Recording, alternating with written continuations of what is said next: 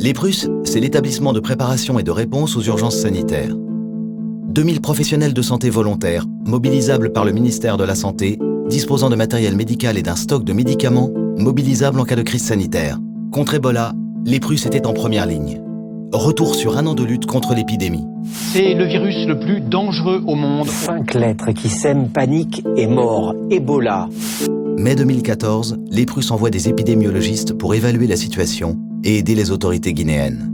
Dans un contexte d'émergence, le but étant en fait assez rapidement de faire une expertise, c'est-à-dire un état des lieux épidémiologique, du risque épidémiologique, de faire une évaluation des besoins, mais également du ressenti de la population, de voir un petit peu ce qui se passe, ce qui se joue sur le terrain, quels sont les appuis opérants déjà, comment est-il envisageable en fait de coordonner l'ensemble de ces actions pour amener à une réponse qui soit optimale.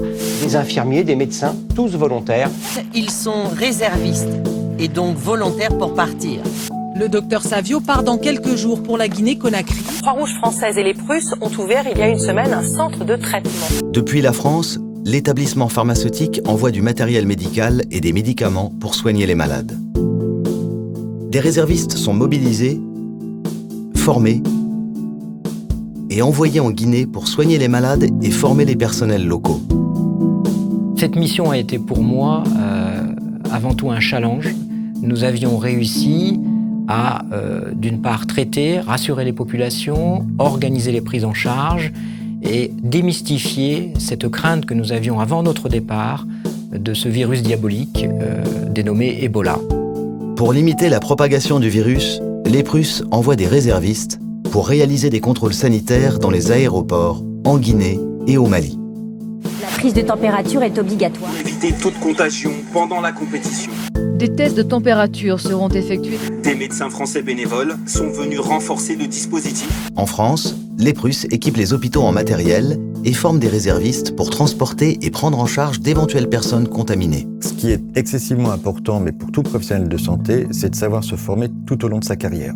Parce qu'on ne sait pas de quoi demain sera fait. Et le but de l'EPRUS, c'est de commencer à anticiper ce qui pourrait éventuellement se produire par le biais de formations adaptées.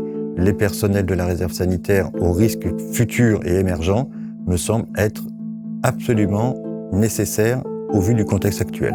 Évaluation, intervention, prévention. Tout au long de cette crise, l'EPRUS a une nouvelle fois démontré sa capacité de réaction, tant à l'étranger qu'en France. Ensemble, continuons de prendre l'urgence de vitesse.